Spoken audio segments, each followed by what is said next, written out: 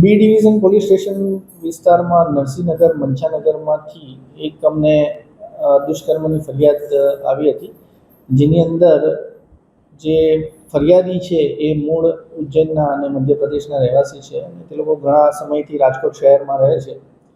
તેમની દીકરી જેની ઉંમર 14 વર્ષની છે તેની સાથે દુષ્કર્મનો બનાવ બન્યો હતો અને આ જે બનાવ બન્યો છે એની અંદર એના કાકા સગા કાકા જે છે એ જ એમણે એમની સાથે દુષ્કર્મ છેલ્લા 5 મહિનાથી કર્યું હોવાની હકીકત અમને ફરિયાદીએ જણાવી છે.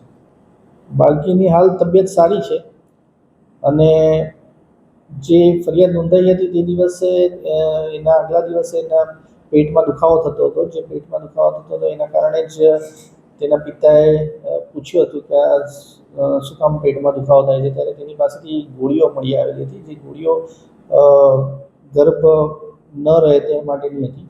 આ ગોળીઓ એના કાકા પોતાને આપતા હતા છેલ્લા થોડા સમયથી, એવી હકીકત એણે જાહેર કરેલી અને ત્યારબાદ વધુ પૂછપરછ કરતાં દીકરીએ પોતે જાહેર કરેલું કે તેના કાકાએ આ રીતે એમની સાથે અવારનવાર સંભોગ. ફરિયાદીની ફરિયાદ પ્રમાણે છેલ્લા 5 માસથી તેના કાકા આ રીતે ભોગ બનનાર સાથે સંબંધો બનાવી રહ્યા છે અને એને અવારનવાર આ ગોળીઓ પણ ખવડાવતા હતા જેથી કરીને તેને ગર્ભ ન રહે. આ ઘટના જ્યારે ભોગ બનનાર અને આ આરોપી એકલા ઘરે હોય તેવા સમયે, કારણ કે આ સંયુક્ત કુટુંબમાં રહેતા હતા અને એક જ ઘરમાં સાથે રહેતા હતા, જેથી જ્યારે પણ એવો મોકો મળતો કે જ્યારે બંને એકલા હોય ઘરે ત્યારે એ સમયનો લાભ ઉઠાવી અને ધમકાવી અને આ દીકરી સાથે આ રીતનું કામ કરતા હતા. આરોપીની પત્ની જે છે તે છેલ્લા 8 માસથી રીસામણે એના ગામ મધ્યપ્રદેશ ખાતે ગયેલી છે અને આ રીસામણે હોવાથી આ એકલા અહીંયા એના ભાઈ સાથે રહેતા હતા.